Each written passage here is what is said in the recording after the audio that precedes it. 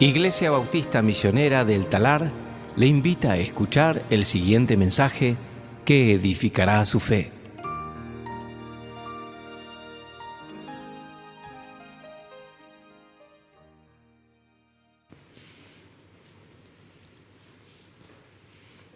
Vamos a abrir nuestras Biblias en esta mañana en el libro de Lucas. Lucas capítulo 13. Estamos exactamente en la mitad del libro, ¿sí? Hemos terminado la primera mitad, Lucas 12, y ahora estamos en esta segunda mitad, comenzando en capítulo 13, que nos va a llevar hasta el final del libro, en Lucas capítulo 24. No hagas cálculos de cuándo vamos a terminar, ¿sí? Solo sigamos un pasaje a la vez y el Señor nos va a seguir enseñando y vamos a seguir creciendo en la palabra. Vamos a leer Lucas capítulo 13, versículos 1 al 9. Dice así: En esa misma ocasión había allí algunos que contaron a Jesús acerca de los galileos cuya sangre Pilato había mezclado con la de sus sacrificios. Él les respondió: ¿piensan que estos galileos eran más pecadores que todos los demás galileos porque sufrieron esto? Les digo que no. Al contrario, si ustedes no se arrepienten, todos perecerán igualmente. ¿O piensan que aquellos 18 sobre los que cayó la torre en Siloé y los mató eran más deudores que todos los hombres que habitan en Jerusalén? Les digo que no. Al contrario, si ustedes no se arrepienten, todos perecerán igualmente. Entonces Jesús les dijo esta parábola: cierto hombre tenía una higuera plantada en su viña y fue a buscar fruto de ella y no la halló. Y dijo al viñador: mira, hace 3 años que vengo a buscar fruto en esta higuera y no la hallo. Córtala, porque ha de cansar la tierra. El viñador le respondió: Señor, déjala por este año todavía, hasta que yo cabe alrededor de ella y le eche abono, y si da fruto el año que viene, bien, y si no, córtala. El llamado del Señor Jesús desde el comienzo de su ministerio ha sido un llamado al arrepentimiento. En Lucas capítulo 5, versículo 32, Jesús habla a los fariseos y les dice que no ha venido a llamar a los justos, sino a los pecadores al arrepentimiento. En Lucas 24, el día que lleguemos allí, vamos a llegar si Dios quiere, versículo 47, Jesús dirá que en su nombre se predicara el arrepentimiento. Es un llamado a un cambio radical de vida, como hemos visto en Lucas capítulo 9, versículo 23. Es un llamado a dejar todo e ir en pos de Él, a negarte a ti mismo y seguirlo, a renunciar a todos tus deseos y obedecerlo. El llamado al arrepentimiento es un llamado donde el pecador que vive en los placeres del mundo, el pecador que vive en las pasiones de la carne, satisfaciendo sus deseos, satisfaciendo su mente, satisfaciendo todos los apetitos de la carne que tiene, yendo en un camino de indulgencia, escucha el Evangelio y lo entiende. Escucha que es un pecador. Romanos 3:23, por cuanto todos pecaron y están separados de la gloria de Dios. Entiende que es un pecador y entiende que por su pecado va a la muerte, porque la Biblia dice, porque la paga del pecado es muerte. Y entonces entiende su pecado y entiende que su pecado lo lleva a la condenación eterna, no solo muerte física, sino también muerte espiritual. Y al entender eso, también ve en la Biblia que Cristo ha venido. Y Cristo ha venido para morir en la cruz por su pecado, por ese pecado. En 1 Pedro 2:24 dice que Él mismo, Cristo, llevó nuestros pecados sobre su cuerpo en la cruz para que vivamos a la justicia. Dice en 1 Pedro 3:18, porque también Cristo murió por los pecados una sola vez para llevarnos a Dios. Dice Gálatas 1:4 que Él mismo se dio por nuestros pecados para librarnos de este presente siglo malo. Cristo ha venido a morir en la cruz por tu pecado y por mi pecado. Y Cristo derramó su sangre para librarnos de nuestro pecado. En Efesios 1:7 dice que en Él tenemos redención mediante su sangre, el perdón de nuestros pecados. En Apocalipsis 1:5 dice que Él, al que nos ama, este es Cristo y nos libertó de nuestros pecados con su sangre. Entonces Cristo viene a este mundo, muere en la cruz por nuestro pecado, derramando su sangre para que tengamos el perdón de pecados. Entonces uno entiende esto y escucha las palabras de Jesús, de Marcos 1:14, donde Jesús dice, arrepiéntanse y conviértanse, arrepiéntanse y crean en el Evangelio. Entonces uno reconoce su pecado, pide perdón por su pecado, despojándose de su pecado, e instantáneamente hay un cambio radical en su vida. Un giro de un camino que va el pecador en camino a la destrucción, en los placeres de su carne, y cuando se arrepiente, gira y cree en Cristo. Y ya vamos a hablar de eso. Pero quiero que lo entiendan así porque creo que es uno de los pasajes más claros en cuanto a la conversión. Pablo dice en 1 Tesalonicenses 1:9, pues ellos mismos cuentan de cómo se convirtieron de los ídolos a Dios. ¿Para qué? Para servir al Dios vivo y verdadero. Esa es la conversión. No es se convirtieron de los ídolos y con los ídolos a Dios, no, es de una cosa que dejan en el pasado a otra cosa que ahora es su vida presente y futura. Y este arrepentimiento, como dije, es una parte de la conversión que siempre va acompañada de la fe. La fe. El arrepentimiento nunca ocurre solo.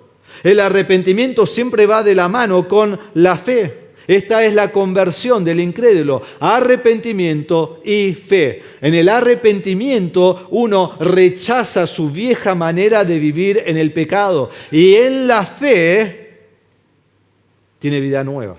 ¿Fe en qué? Fe en Cristo Jesús, quien murió en la cruz por su pecado. Y entonces arrepentimiento y fe trae esta conversión que le da una vida completamente nueva. Y es solo en Cristo. Porque arrepentirme y creer en Cristo es lo que Dios dice que me otorga el perdón de pecados. Y estos dos términos, especialmente en Lucas, se usan sinónimamente. A veces dice arrepentimiento para perdón de pecados, a veces dice fe en Cristo para perdón de pecados. Y decís, sí, ¿dónde? Bueno, gracias por tu pregunta. Lo dice primero en Lucas 3:3. Dice que Juan el Bautista vino predicando el bautismo de arrepentimiento para perdón de pecados.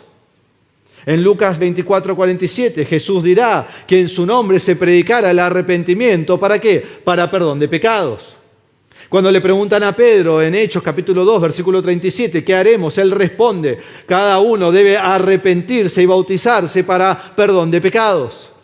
En Hechos 5:31, Pedro también está hablando y él dice que el Salvador vino para dar arrepentimiento a Israel y el perdón de pecados. Entonces, arrepentimiento, perdón de pecados, arrepentimiento, perdón de pecados. Pero al mismo tiempo, en Hechos capítulo 10:43, Pedro mismo, que dijo que se arrepientan para perdón de pecados, ahora dice que todo aquel que cree en él recibe perdón de pecados. Pablo dijo que para que reciban en Hechos 26:18, por la fe en mí, este es Cristo, el perdón de pecados. Entonces, arrepentimiento sin creer en Cristo es imposible. Y creer en Cristo sin arrepentimiento es de la misma manera imposible. La salvación es arrepentimiento y fe. Y esto es la conversión. Entonces, toda persona que se arrepiente y cree en Cristo como su Señor, esta persona recibe perdón de pecados. Y como dije, Lucas se usa estos términos intercambiablemente. Cuando le dicen a Pedro, ¿qué haremos para ser salvos? No dicen salvos, pero le dicen, ¿qué haremos? Él dice, arrepiéntanse para perdón de pecados. Pero cuando a Pablo, el carcelero, le pregunta, ¿qué haremos para ser salvos? Él dice, cree en el Señor Jesucristo y serás salvo. Las dos cosas vienen juntas. Y es en verdad para esto que Cristo ha venido. Cristo ha venido para librarnos de la esclavitud del pecado. Cristo ha venido para salvarnos y recibimos la salvación por medio del arrepentimiento. Por medio del arrepentimiento. Y ese es el punto de nuestro texto en esta mañana. En Lucas capítulo 13, versículos 1 al 9, Jesús ha llegado al final de un mensaje que comenzó en ese mismo día para nosotros hace varios meses, en capítulo 12, versículo 1. Y 2 veces dirá aquí en versículo 3 y versículo 5 la misma frase: si ustedes no se arrepienten, todos perecerán igualmente. Su mensaje en capítulo 12 ha sido un mensaje de advertencia. Ha dicho, el juicio de Dios viene. Y él, versículo 5 del capítulo 12, los arrojará al infierno. Y Cristo los negará en el día final, versículo 9. Y Dios vendrá para reclamar su alma. Y Él les asignará un lugar entre los incrédulos. Y vimos hace poco, versículo 49, que Cristo vendrá y traerá fuego sobre toda la tierra. Y el juicio es inminente, nos dice en versículo 54 en adelante. Y todo pecador está en camino a este juicio, en camino a ir delante del juez. Y Jesús dice, arreglen cuentas. Arreglen cuentas. No se enfrenten con el juez. Procuren arreglarse en el camino. El juicio viene, el juicio ya llega. No habrá escape del juicio. El mensaje ha sido un mensaje de advertencia y advertencia y advertencia. Y como respuesta a todas estas advertencias, ahora Jesús dice, arrepiéntanse. Es como la invitación a todo este mensaje. Arrepiéntanse o todos perecerán. Y los hombres van a decir, pero Jesús, vos hablas de los hombres más malvados, ¿no? De las peores personas, de aquellos que son más pecadores. Y Jesús va a decir, arrepiéntanse, porque todos perecerán. Pero Jesús, claro, sí, los no religiosos, ellos van a perecer. Menos mal que nosotros estamos en un camino que no se enfrenta con el juez. Y Jesús dice, arrepiéntanse, porque todos perecerán. Todos morirán, todos enfrentarán el juicio.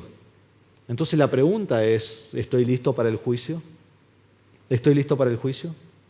¿Me he arrepentido, he puesto mi fe en Cristo como Salvador? Y lo que vemos en todo este pasaje es que el tiempo se acaba. El tiempo se acaba para que uno venga a Cristo en arrepentimiento y fe. Lo que vamos a ver en esta mañana es, este título le puse al mensaje, arrepiéntanse porque el tiempo se acaba. Y el primer punto me lo copié del título de la Biblia, que estos títulos son no inspirados, pero me gustó, ¿sí? Arrepiéntanse o perecerán. El segundo punto, el título era malísimo, parábola de la higuera estéril, no significa absolutamente nada, entonces ese tuve que inventar yo un título, ¿sí? Para el punto 2. Pero el primero sí, me lo copié. Dice, arrepiéntanse o perecerán. Y lo primero que vemos aquí en versículo 1 es la ocasión. Dice, en esa misma ocasión habían allí algunos, y paramos allí. Este es el mismo momento que comenzó en capítulo 12, versículo 1. Es el mismo sermón que Jesús ha dado, recuerdan, a sus discípulos. Él habló primero a los discípulos, pero durante este mensaje personas lo están interrumpiendo, la multitud lo está interrumpiendo. Entonces habla a sus discípulos y luego hace una referencia general a los que le interrumpieron y a todas las multitudes. Luego a los discípulos y después nuevamente a las multitudes. Y aquí vemos nuevamente que lo interrumpen con una historia trágica. Dice, había allí algunos que contaron a Jesús acerca de los galileos cuya sangre Pilato había mezclado con la de sus sacrificios. Muy raro. Y no sabemos ni de qué se trata, ¿no? ¿Lo has leído alguna vez y parado ahí dijiste, no, sigo con otra cosa que entiendo mejor, ¿no? Este relato no aparece en ningún otro lado en la Biblia. Este relato no aparece en ningún registro histórico. No sabemos qué pasó más allá de lo que este versículo nos dice. Entonces, al estudiarlo, les voy a decir lo que pareciera que está diciendo, ¿sí? Porque no puedo ser dogmático en saber exactamente lo que es, pero en lo que sí pareciera que está diciendo.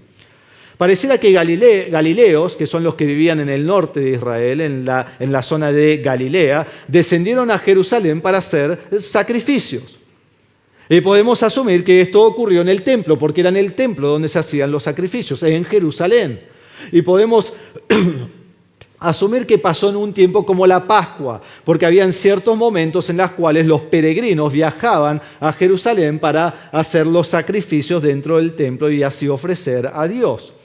Y seguramente eran galileos piadosos, porque ellos venían para adorar al Señor, para servir al Señor, para ir así al templo.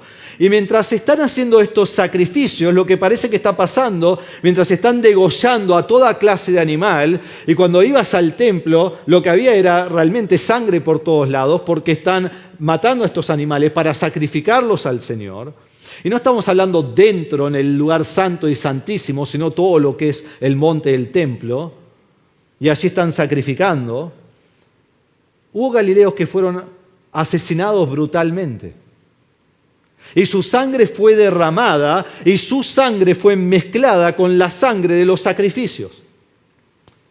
Esto fue sacrilegio. Pilato profanó lo que era sagrado ante Dios, asesinando personas y mezclando la sangre de estas personas con el sacrificio. El acto de Pilato fue despreciable, pero no fue sorprendente. No fue sorprendente. Porque Pilato, quien era el gobernador, o como es llamado procurador, sobre Judea, Samaria e Idumea, fue un hombre arrogante, fue un hombre soberbio, fue un hombre orgulloso, él fue brutal. Y este acto realmente reflejó lo que era todo su carácter. Entonces estos hombres traen esta información a Jesús. Y pongámoslo en contexto, ¿sí? Jesús está hablando del juicio, Jesús está hablando de lo que viene. Jesús dice, procuren arreglarse en el camino. Y ellos responden, sí, había un grupo de galileos. Y se ve que no estaban preparados porque Dios los juzgó. Y entonces Jesús tiene que responder a lo que ellos han interrumpido para decir en este caso. Y su respuesta la vemos en versículos 2 y 3. Primero vemos una pregunta y luego vemos una afirmación. En versículo 2 Jesús dice, Él les respondió, ¿piensan que estos galileos eran más pecadores que todos los demás galileos porque sufrieron esto? Tenemos que entender que en los tiempos bíblicos se creía que si alguien estaba pasando un desastre personal o una catástrofe como esta, era como resultado de su pecado. Entonces pecó y Dios lo mató. ¿Recuerdan a Job cuando él estaba sufriendo todo lo que sufrió? Sus amigos le dicen en Job 4:7, recuerda ahora, ¿quién siendo inocente ha perecido jamás? ¿O dónde han sido destruidos los rectos?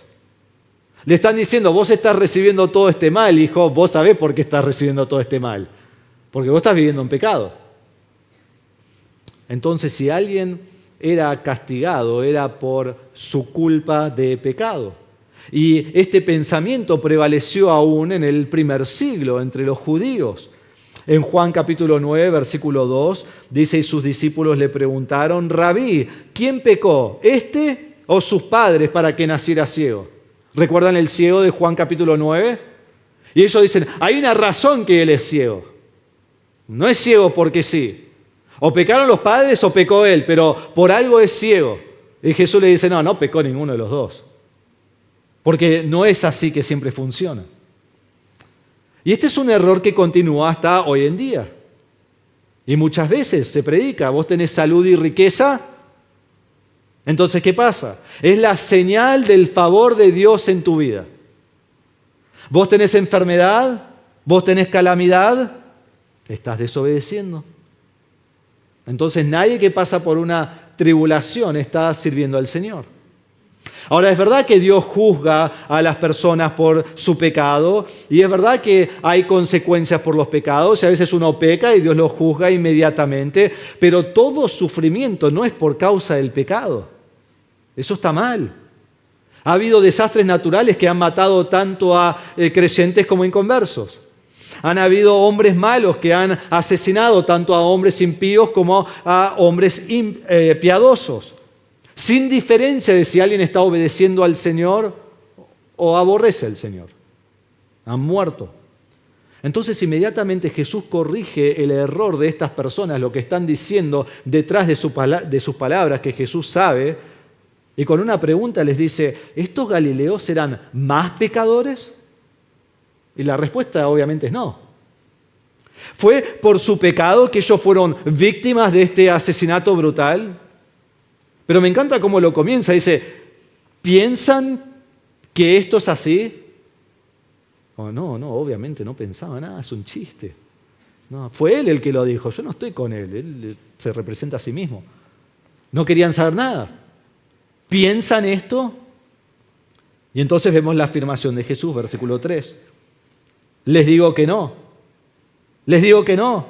Absolutamente no. Enfáticamente no. De ninguna manera esto nunca puede ser. Y este no está puesto en la posición enfática en el texto. No, nunca.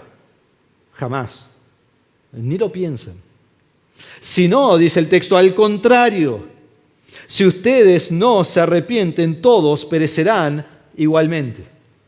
Vamos a empezar con el final de esa frase. Todos perecerán igualmente. La muerte vendrá a todos. Eso lo sabemos, ¿no?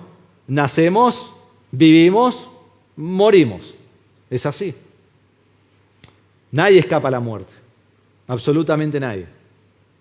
Decís, bueno, pero si el Señor vuelve antes, yo no voy a morir. Sí, es verdad. Bien, ellos escapan a la muerte.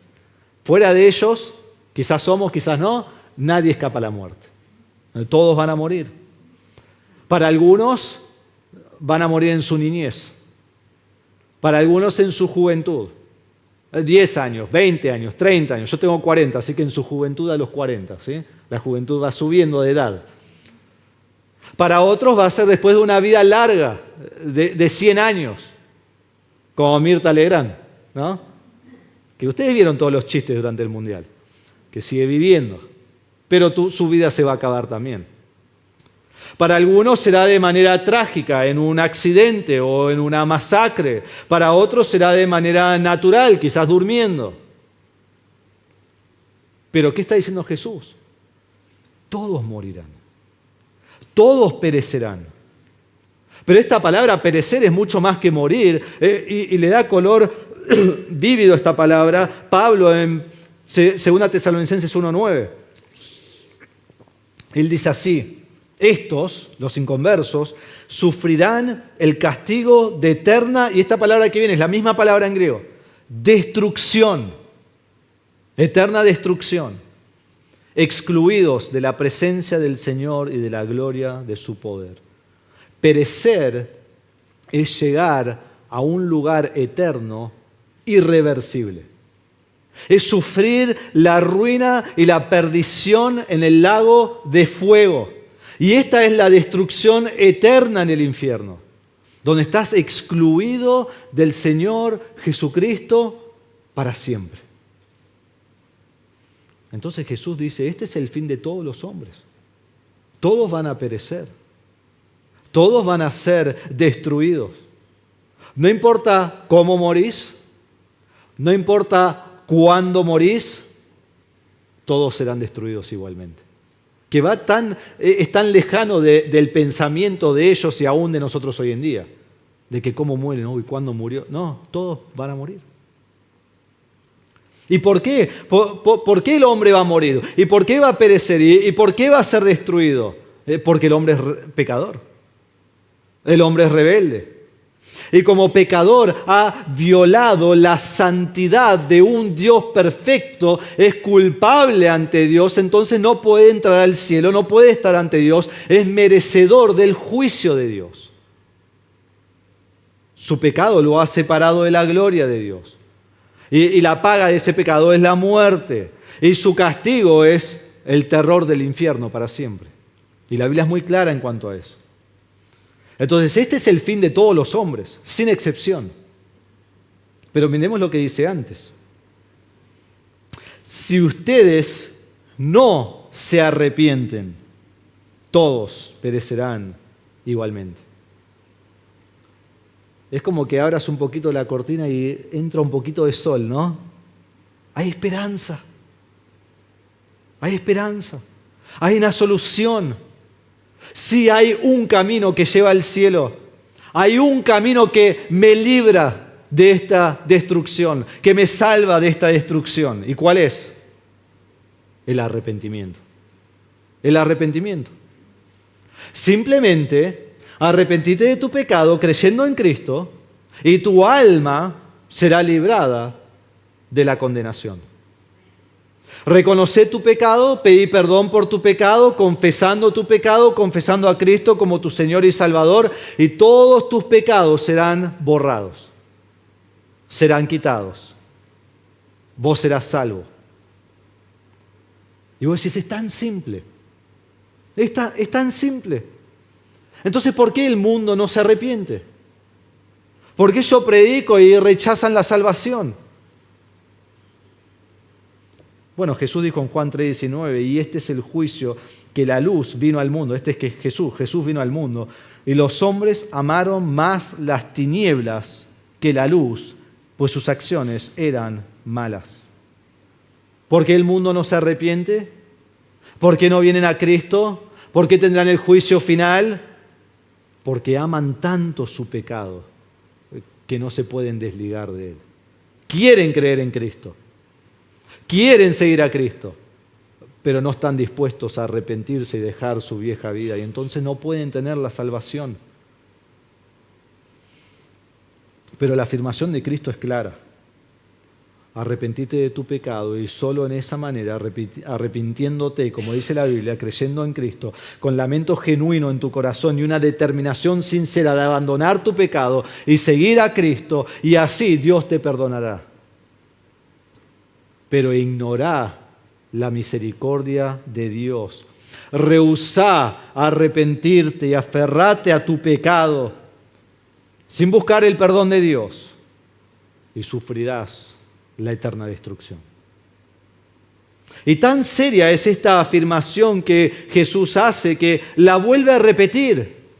No lo dice una sola vez de manera enfática, lo dice 2 veces de manera enfática. Versículos 4 y 5. Y lo llamé la advertencia reafirmada. Versículo 4 dice, ¿o piensan que aquellos 18 sobre los que cayó la torre en Siloé y los mató eran más deudores que todos los hombres que habitan en Jerusalén? Ahora Jesús les presenta una pregunta nueva. En versículo 1, algunos de ellos hablaron acerca de los galileos que murieron. Quizás los que lo dijeron eran de Jerusalén, y los habitantes de Jerusalén, ellos eran superiores ante todos los demás que estaban en Israel. Pero entonces Jesús introduce otra catástrofe. No una masacre, pero algo que fue natural, casi natural, no como un terremoto, pero algo que cayó y fue una catástrofe, una torre que cae sobre las personas. Pero estos hombres son de Jerusalén. Estos hombres ya no son de Galilea. Y estos ya no fueron asesinados. Entonces Jesús introduce esta catástrofe, otro acto catastrófico del cual no tenemos más información y no está en ningún registro histórico.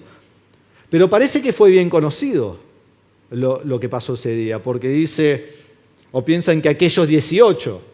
Estaban todos muy informados, sabían lo que pasó. Murieron 18 personas, no hay cuestión sobre eso, no hay pregunta sobre eso. Y no solo 18, sino cuándo pasó esto, en este lugar, de esta manera. Allí donde está Siloé, que está, creo que al sur-oeste, si me acuerdo bien, del templo, están las piletas de Siloé y había alguna torre, y esa torre cayó sobre estas personas y los mató.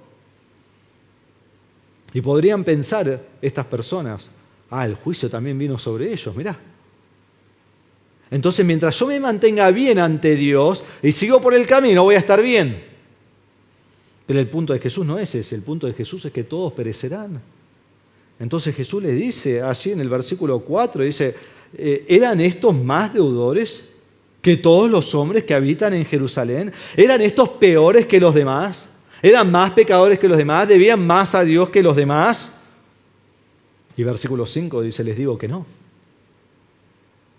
Es la misma frase. Absolutamente no. El punto de Cristo es sencillo. La muerte viene a todos. Arrepiéntanse. Y hoy en día creo que lo que ocurre es cuando nosotros escuchamos acerca de una masacre, quizás como en los años 50, de Jim Elliot y sus 4 compañeros que fueron a la selva de Ecuador y fueron a predicar el Evangelio y los asesinaron con lanzas. O cuando nosotros escuchamos de una catástrofe que ocurre como el 11 de septiembre de 2001 y chocan estos aviones contra estas torres. O pensamos hace 2 meses cuando hubo terremotos en Venezuela, que hasta ahora más de 6.000 personas murieron. Y pensamos en todas estas catástrofes. En el primer siglo hubieran dicho, ellos son los pecadores. A Venezuela le pasó esto porque no aman a Dios. A Estados Unidos le pasó esto porque no aman a Dios. ¿Y hoy en día qué dice la gente? Hoy en día se preguntan, ¿por qué Dios permitió esto? Esa es la pregunta de hoy en día. ¿Por qué Dios lo permitió? ¿Por qué no hizo algo para detenerlo? Como que se le salió de las manos y Dios, no pude hacer nada. Y se preguntan eso. Pero cuando ocurren esas cosas, dentro de este pasaje vemos que hay una pregunta mucho más esencial, hay una pregunta mucho más importante, que quizás aún nos puede sorprender. Porque estas personas mueren de manera rápida y de manera inesperada. Pero cuando ellos mueren en esta manera, lo que debe hacer es traer reflexión a mi vida y decir, Dios a mí me ha dado otra oportunidad. Me podría haber sido yo. Y no fui yo. Yo moriré, es seguro, pero porque nadie escapa a la muerte. Pero entonces debo preguntarme, ¿voy a desperdiciar o despreciar a Cristo o voy a arrepentirme? ¿Voy a dejar a Cristo o voy a seguir a Cristo? Entonces lo que hacen esas situaciones debe hacer a los demás reflexionar. La vida es corta y podés morir en cualquier momento. ¿Estás listo para el juicio? Entonces te pregunto, ¿vos te has arrepentido de tus pecados?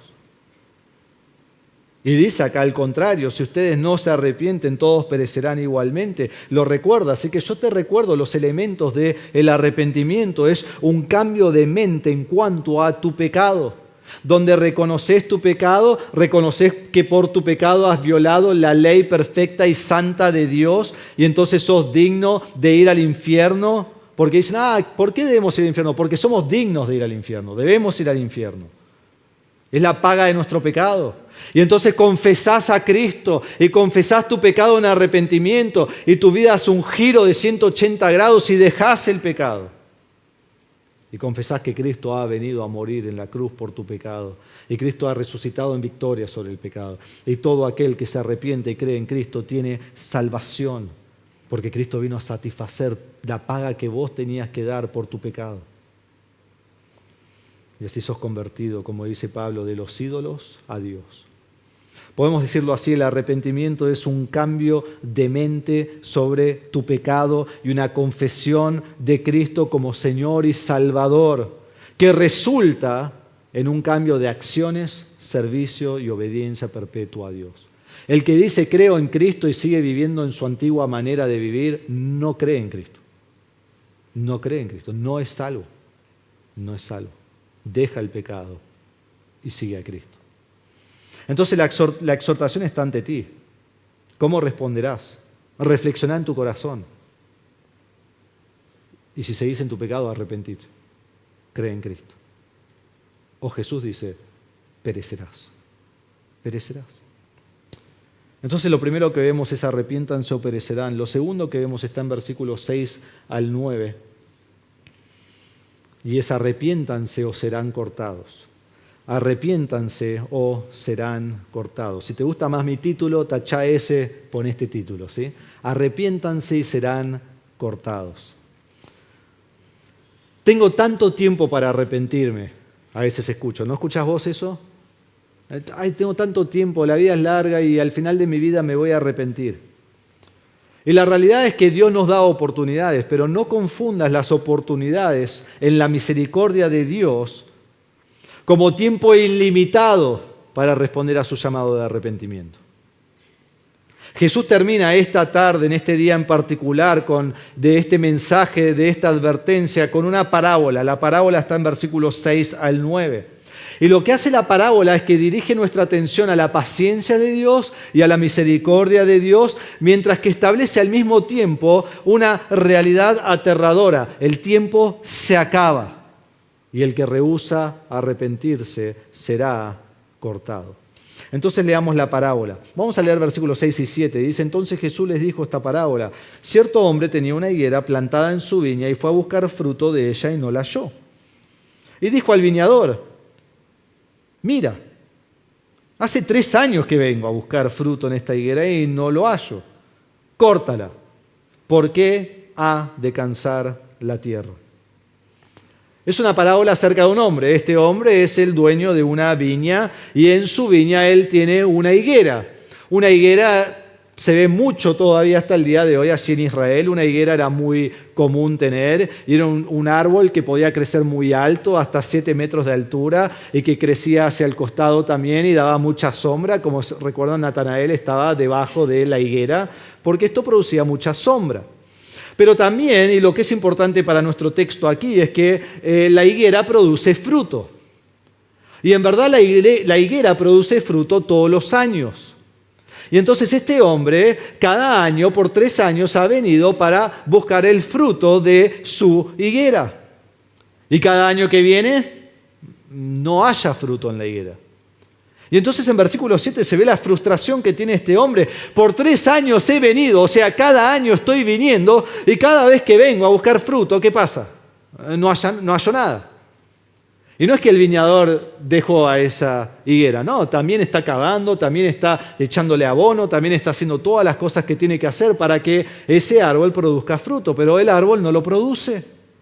Y entonces este hombre dice, aquí, versículo 7, mira, y está frustrado. Mira esto, cada vez que vengo, no produce nada. Córtalo. Córtalo porque podemos plantar otra cosa ahí. Córtalo porque estamos desperdiciando lugar de tierra que tenemos. Sácalo de ahí. Entonces el viñador le dice en versículo 8, Señor, déjala por este año todavía, hasta que yo cabe alrededor de ella y le eche abono. Y si da fruto el año que viene, bien. Y si no, córtala. Déjalo un año más, le dice. Déjalo un tiempo más. Yo me voy a ocupar. Voy a seguir trabajando, voy a probar cosas nuevas, voy a echarle abono y lo dejamos un año más. Y el año que viene vos venís y cuando vos venís lo miramos. Y si no da fruto, lo cortamos. Pero si da fruto, lo dejamos. Eso es lo que le propone. Ahora, quiero que miremos aquí en estos versículos 3 implicaciones, ¿sí? 3 implicaciones y luego 2 principios. Implicación número 1 es para Israel, porque esto se aplica de manera perfecta a Israel. Israel fue el pueblo escogido por Dios en el Antiguo Testamento, lo vemos desde Génesis. No fue escogido porque era un pueblo grande, no fue escogido porque era un pueblo poderoso o rico o nada de eso, sino por el puro afecto de la elección de Dios. Dios tenía ganas de elegirlo y lo eligió, y Dios hace lo que quiere. Entonces ellos fueron elegidos como el pueblo de Dios. A ellos los libró de Egipto, a ellos les dio toda clase de bendición, los llevó a una gran tierra que fluye leche y miel, a ellos les dio los 10 mandamientos, pero no los obedecieron.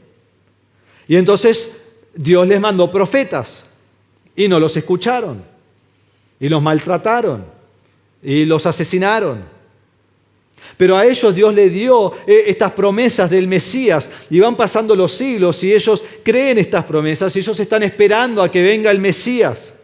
Conocían la Escritura, conocían el Mesías que iba a venir y cómo iba a ser y estaban preparados. Pero cuando Jesús llegó, la religión judía estaba liderada, como dice Juan el Bautista, por una camada de víboras. Y los saduceos eran unos mafiosos, solo queriendo ganar dinero de los sacrificios que se hacían en el templo. Y los fariseos eran unos hipócritas y Jesús los desenmascaró. Entonces los 2 grupos odiaban a Jesús, acusaban a Jesús, querían destruir a Jesús. Y ellos convencen a todo el pueblo a gritar por la muerte de Jesús. Entonces Dios les dio oportunidad tras oportunidad y todavía le está dando oportunidades. Pero mire el capítulo 13, versículo 34, el final del capítulo dice: Jerusalén, Jerusalén, la que mata a los profetas y apedrea a los que le son enviados, ¿cuántas veces quise juntar a tus hijos como la gallina a sus pollinos debajo de sus alas y no quisiste? Por tanto, la casa de ustedes se les deja desierta. ¿Qué está diciendo Jesús? El tiempo se les acaba. El tiempo se les acaba. Y sabemos que en el año 70 después de Cristo los romanos mismos destruyen el templo, que hasta el día de hoy está destruido. Y no pueden ofrecer sus sacrificios. Entonces la primera implicación es para Israel. La segunda implicación es para el inconverso. El inconverso. Quizás vos sos parte de la iglesia. Has estado en la iglesia por años, has estado en la iglesia por décadas, quizás aún sos un miembro de esta iglesia, pero no conoces al Señor, porque ser miembro de una iglesia no te hace salvo. Y venís cada semana y te sentás en el mismo lugar cada semana y domingo tras domingo escuchás la palabra y así como entrás te vas porque no vivís en nada de acuerdo a la palabra. Y Dios viene y hace una inspección del talar y hace una inspección de tu corazón. Y cuando ve tu corazón dice, ahí hay una persona que no halló fruto. No hay nada de fruto en su vida. Sos un incrédulo. Porque la marca del creyente es que produce fruto. Pero la marca del incrédulo es que está seco, que no produce ninguna buena obra ante Dios. Y entonces si ese sos vos, te ruego, como dice Jesús, arrepentite. Arrepentite de tu pecado. Dios te sigue dando oportunidad. Todavía hay tiempo, pero el tiempo se está acabando. El tiempo se está acabando. Quizás es la primera o segunda vez que venís a esta iglesia, quizás la tercera vez, quizás una de las primeras veces que escuchás el Evangelio y vos no conocés a Cristo como tu Salvador. Pero intentás hacer cosas buenas, decís, bueno, pero yo voy a hacer lo mejor que pueda, voy a lograr todo lo que pueda y espero que Dios me acepte en el día final. No, Dios no te va a aceptar. Porque la paga del pecado es la muerte. Vos vas al infierno por tu pecado, no por falta de obras buenas, por tu pecado. Y aún tus obras buenas, Isaías 64:6 nos dice, todos nosotros somos como el inmundo y como trapo de inmundicia todas nuestras obras justas. Nadie que rehúsa creer en Cristo puede hacer una buena obra. Pero yo veo gente que hace muchas cosas buenas. Bueno, la Biblia dice que son trapos de inmundicia. Nadie puede hacer buenas obras porque nadie puede agradar al Señor si no lo conoce. Entonces, vení a Cristo. Vení a Cristo. Él sigue trabajando en tu vida, Él sigue dándote oportunidad, Él sigue cavando, Él sigue abriendo tu corazón, pero el tiempo se acaba. Y quién sabe si vendrá sobre ti una catástrofe. Y quién sabe si vendrá sobre ti una masacre. No pongas tu eternidad en juego. Vení a Cristo antes de que te corte y te eche al fuego. Tercera implicación es para el convertido. Para el creyente. ¿Notaste el resultado de la salvación? Todo el que se arrepiente de su pecado y cree en Cristo, sabemos que no perecerá, ¿no? Porque acá dice perecerán los que no se arrepienten. Entonces el que se arrepiente no perece. ¿Y cómo es su vida? Bueno, versículos 6 al 9 nos muestra exactamente cómo es su vida. Es una vida que produce fruto. Es una vida que produce fruto en abundancia. ¿Cuál es la marca de la salvación? Obras. No hago obras para ser salvo, pero ¿cómo sé que soy salvo? Por mis obras. En Santiago 2:18 dice, muéstrame tu fe sin tus obras y yo te mostraré mi fe por mis obras. Son las obras las que demuestran si uno tiene fe en Cristo o no. En Efesios capítulo 2, versículo 8 dice que por gracia son salvos por medio de la fe. Y dice, no es por obras. Pero después versículo 10 dice que son creados en Cristo Jesús, son hechura suya. ¿Para qué? Para hacer buenas obras. Soy salvo por la gracia de Cristo y soy salvo para andar en buenas obras. Las obras son la marca de mi salvación. Y el que pertenece a Cristo ese da fruto. Juan 15:5, Jesús dijo, yo soy la vid, ustedes los sarmientos, el que permanece en mí y yo en él, ese da mucho fruto. No solo fruto, mucho, abundante, sigue creciendo y hay fruto por todos lados, hay tanto fruto que empieza a caerse el fruto de lo tanto que hay. Y el Señor continúa podando. Y a medida que va podando mi vida, da más fruto. Porque Juan 15:2 dice, todo sarmiento que en mí no da fruto lo quita. Y todo el que da fruto lo poda para que dé más fruto. Entonces el creyente va creciendo y a medida que va creciendo va dando fruto. El fruto es las buenas obras en su vida. Y a medida que da buenas obras y sigue creciendo en el Señor lo va moldeando. Y el Señor lo va formando. El Señor va podando. Y así produce más fruto y más fruto. Entonces, te pregunto, hermano, ¿hay fruto en tu vida? ¿El anhelo de tu vida es dar más fruto y más fruto para la gloria de Dios? ¿Cómo produce Dios fruto en tu vida? Porque decís, bueno, yo quiero fruto en mi vida. ¿Cómo funciona? ¿Qué tengo que hacer? ¿Cómo lo puedo lograr? Bueno, la Biblia es muy clara. En Colosenses 3:16 dice que la palabra de Dios more en abundancia en tu vida. Entonces, si vos abundantemente en tu vida estás leyendo la palabra, estudiando la palabra, examinando la palabra y moldeando tu vida de acuerdo a la palabra, vas a empezar a vivir de acuerdo a lo que la palabra de Dios dice. Porque empezás a leer y después te sometés a la instrucción que Dios está dando de la palabra de Dios. Y cuando te sometés a la instrucción, allí el Espíritu Santo está obrando en tu vida y al obrar en tu vida produce fruto. Esto se llama el fruto del Espíritu. Lo cual nos dice en Gálatas 5:22 que es amor y gozo y paz y paciencia y benignidad, bondad, fidelidad, mansedumbre, dominio propio. Y uno dice, yo quiero todas esas cosas. Bueno, vienen por abundar en la palabra de Dios.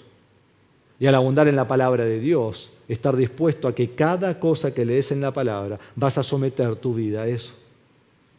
Y eso produce fruto. Pero la vida del incrédulo es que año tras año está seco. Y pasan los años y pasan las décadas y es exactamente la misma persona que hace 10, 15 años que dijo que era salvo. Pero lo único que tiene es una profesión, pero realmente no conoce al Señor. ¿Y qué dice Jesús que hará? Juan 15:6, si alguien no permanece en mí, es echado fuera como un sarmiento y se seca, y los recogen y los echan al fuego y se queman. Es juzgado. Entonces estas son las tres implicaciones. Para Israel, para el incrédulo, para el convertido. Ahora dos principios que vemos, especialmente en versículos 8 y 9. Y van de la mano. El primero es que Dios es misericordioso. El dueño de la viña, lo han notado, ha venido año tras año. Ha venido por 3 años y le van a dar un año más, 4 años. Pero en este tercer año ya se cansó y dijo, listo, cortemos la higuera, ya está. Y el viñador le dice, espera un poco más, dale un poquito más de tiempo. Y en verdad es así que Dios es con nosotros, misericordioso, dando más oportunidad. Y si no fuera por la misericordia de Dios, todos iríamos al infierno. Pero aún más, si no fuera por la misericordia de Dios, todos ya estaríamos en el infierno. Es por la misericordia de Dios que el incrédulo está viviendo y que tiene estas oportunidades. Y en su misericordia Dios ha entregado a su único Hijo a morir por nosotros. Y el Hijo de toda la eternidad ha venido y se ha entregado a sí mismo por nosotros. Y está esperando y está dando oportunidad para que el mundo crea. Segunda Pedro capítulo 3, versículo 9, dice el Señor, no se tarda en cumplir su promesa, según algunos entienden la tardanza, sino que es paciente para con ustedes, no queriendo que nadie perezca, sino que todos vengan al arrepentimiento. Entonces Dios está esperando, Dios está llamando, Dios está dando oportunidad que todos se arrepientan. Pero el segundo principio que va de la mano con el primero es, el juicio viene. Esto nos enseña que el juicio viene. Como dije antes, no confundamos la misericordia de Dios y la paciencia de Dios con una falta de juicio. El juicio viene, el juicio es seguro, el tiempo se acaba. Dios volverá a inspeccionar, Dios volverá a ver tu corazón y Dios cortará al que no lo conoce. Es seguro. Y tristemente para algunos y para muchos el tiempo ya se ha acabado. Quizás fue algo donde murieron en una catástrofe. Quizás murieron en buena vejez, pero su día llegó. Su día llegó. Y aunque las de él o ella llegó, la tuya ha sido preservada. Pero el juicio viene. Y a menos que te arrepientas, vas a perecer. No importa cómo morimos, sino que vamos a morir. Y vamos a estar ante Dios, que es el juez. Entonces venía Cristo mientras haya tiempo. En Isaías 55:6 dice: busquen al Señor mientras pueda ser hallado. Llámenlo en tanto que está cerca. Abandone el impío su camino y el hombre malvado sus pensamientos y vuélvase al Señor, que tendrá de él compasión, al Dios nuestro, que será amplio en perdonar. Esos versículos resumen todo este mensaje. Búscalo mientras tengas tiempo, arrepentite ante el Señor y Él te perdonará. ¡Qué promesa! ¡Qué promesa! Entonces volvemos a Lucas y decís: pastor, ya no tenés más versículos. Sí, pero todavía tengo bastante para decir, ¿sí? Así que no cierres tu Biblia. ¿Qué ocurrió? ¿No llegás a versículo 9 y decís: ¿qué pasó? A mí me gusta saber el final de la historia, ¿no? Cuando voy al cine con mi familia, y a veces íbamos un miércoles a la tarde, a la hora que yo siempre me duermo, les he dicho, veo el principio, sé cuál es el problema, y veo el final, sé cómo se resuelve el problema. Pero lo del medio me lo tienen que decir después de la película, ¿no? Porque siempre me lo pierdo. Pero quiero saber el final. Y llego acá a esta parábola y llego al final y no hay un final. Todavía estamos esperando que el Señor vuelva a decidir qué va a hacer. Si la higuera está seca y la van a cortar, o si tiene fruto y va a permanecer. Y decimos: Lucas, contame. Pero Lucas no nos dice. No nos dice. ¿Por qué no nos dice? Porque la historia no se trata de esta higuera. Es una historia inventada. Y no es para una persona esta historia. Y no es para una nación esta historia. Y no es para una generación. La pregunta no es si ellos se arrepintieron y dieron fruto. Es mucho más personal. Dios lo ha puesto aquí en las Escrituras porque la pregunta es: ¿vos serás cortado y perecerás eternamente? ¿O te arrepentirás produciendo fruto para que abunde ante el Señor? Entonces la historia todavía sigue. Esta parábola trasciende todos los tiempos y todas las generaciones. Aunque es súper importante hoy en día, ¿qué importa lo que pasó hace 2000 años? ¿Y qué importa lo que ha pasado con todas las personas que han pasado este mundo? O sea, importa, pero entienden lo que digo. No importa tampoco lo que haga el que está a tu izquierda, a tu derecha. La pregunta es: ¿qué harás vos? La salvación no es grupal, es individual. ¿Qué harás vos? ¿Cómo responderás vos a la advertencia y el mensaje de misericordia del Señor? Porque el tiempo se acaba. El tiempo se acaba. Qué bueno que es Cristo. ¿No es así? Qué bueno que es Cristo, que nos advierte del juicio que viene. Te hago unas preguntas. ¿Vos creés que los galileos hubieran ido al templo ese día si sabían que Pilato los iba a matar? ¿Vos creés que aquellos 18 del cual se le cayó esta torre encima estaban ahí esperando: bueno, hoy llegó mi día, bueno, dale, que se caiga arriba mío? No. ¿Vos creés que los pasajeros hubieran subido a esos aviones el 11 de septiembre? No. ¿Vos creés que personas hubieran visitado las Torres Gemelas, hubieran ido arriba y voy a mirar porque quiero ver la vista de este avión, cómo destruye este edificio, y siempre me quise tirar de un edificio, va a estar buenísimo? No, no hubieran ido. Pero piensen en esto: a diferencia de los desastres catastróficos de la historia que ocurren sin advertencia, Cristo nos advierte del juicio más grande que hay, el juicio eterno. Y Él dice: arrepiéntanse, arrepiéntanse. o todos perecerán. Nos advierte. ¡Qué amor! Uno no puede parar y no pensar en el amor y la misericordia de Dios.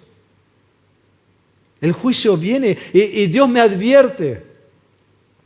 Pero va más allá de eso. No solo me advierte, sino que me da la vía de escape. Nos da todo. El camino para salir de él.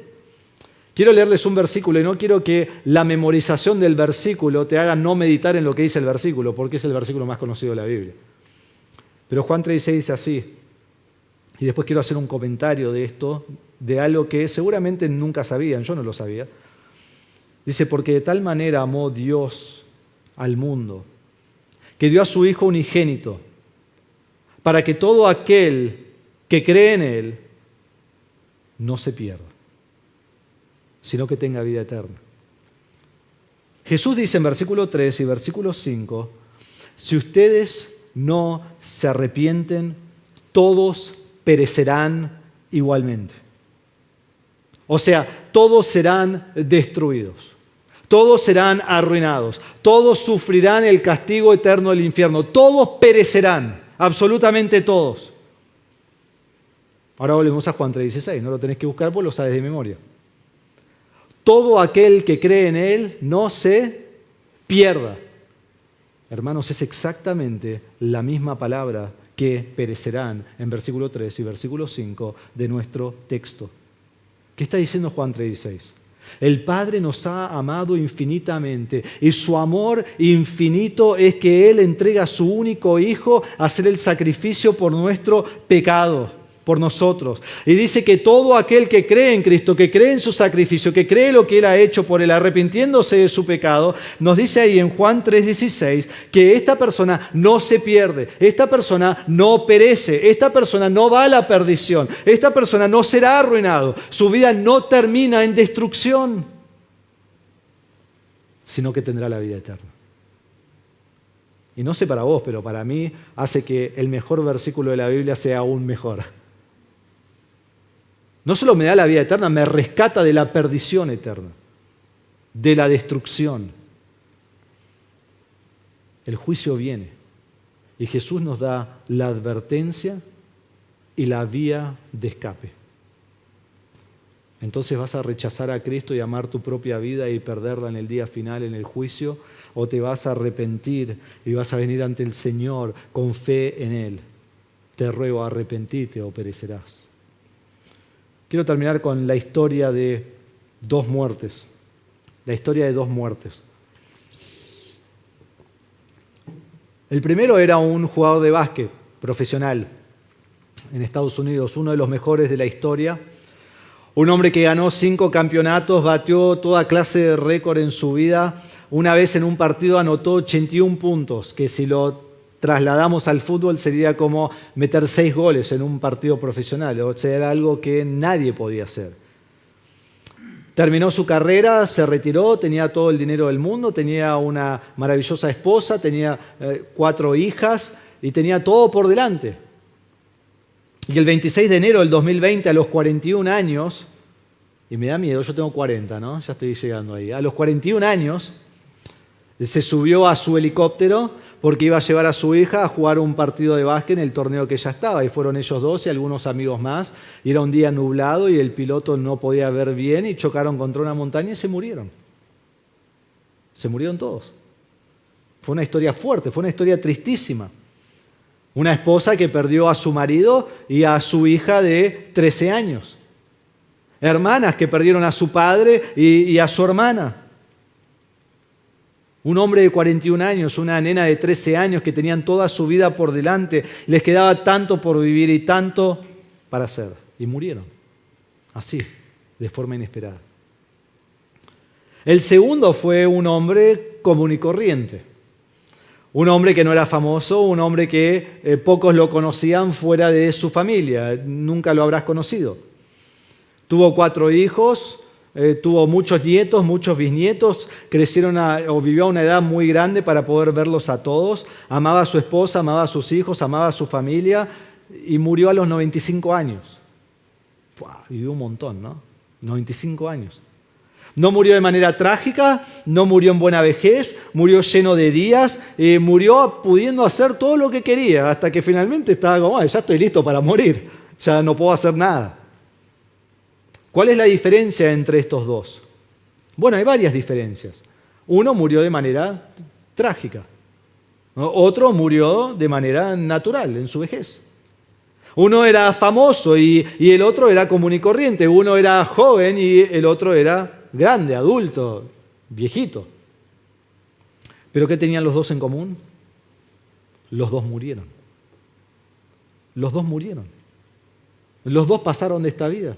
Ninguno de los dos está parado sobre esta tierra respirando. Están los dos muertos. Y lo que nos dice Jesús en nuestro pasaje es que sea por una masacre, sea por una catástrofe sorprendente, o sea en buena vejez, no importa. A menos que se arrepientan, todos perecen igualmente. El punto no es el que hacemos tantas veces, y lo he hecho, pobre, mirá qué trágico cómo murieron estas personas. Aunque tu corazón se quebranta, ¿no?, al ver algo catastrófico, la gente que muere. Sino que el punto es, debo examinar mi corazón porque el camino se termina y me voy a enfrentar con el juez. ¿Estoy listo?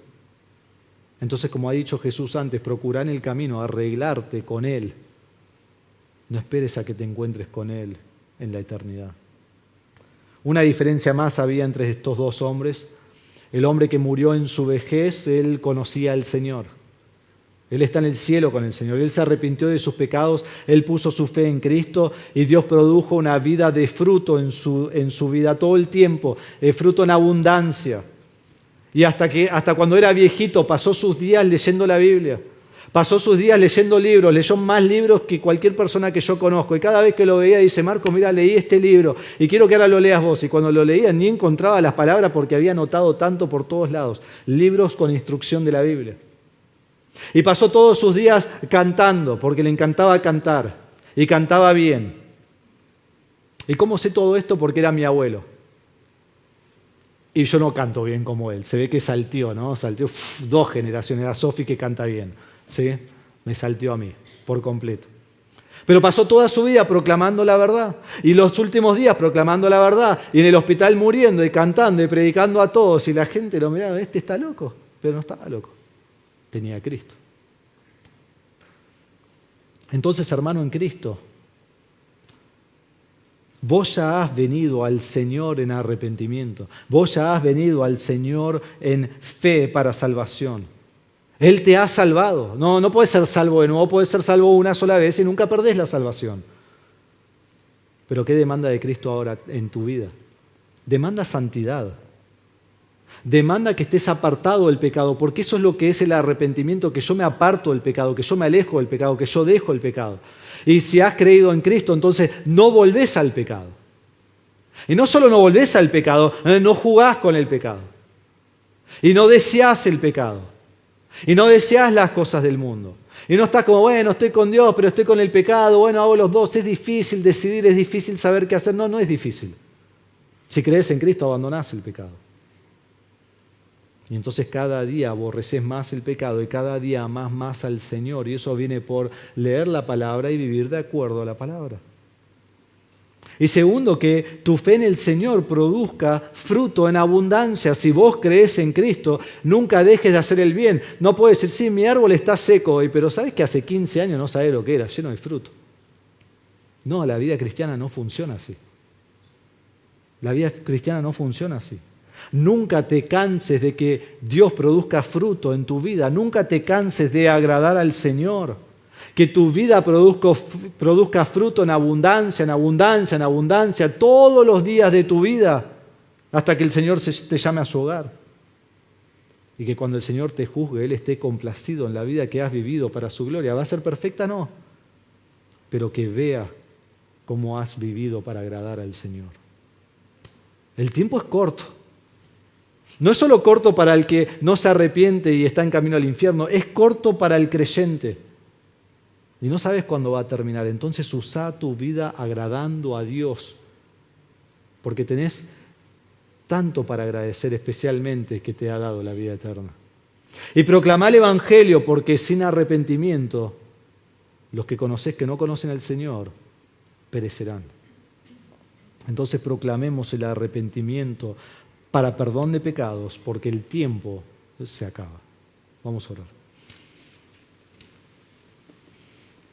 Padre nuestro, te damos gracias por tu palabra en esta mañana, te damos gracias por este pasaje en particular que nos has traído, una enseñanza que quizás la mayoría conoce bien, pero así son las Escrituras que traen nuevamente a nuestra memoria, nuevamente a nuestra mente, las verdades de la palabra que necesitamos escuchar, el arrepentimiento y la fe. Para el que está aquí que no te conoce como Salvador, Señor, te ruego que no se vaya de este lugar sin arrepentirse de su pecado, poniendo su fe en Cristo.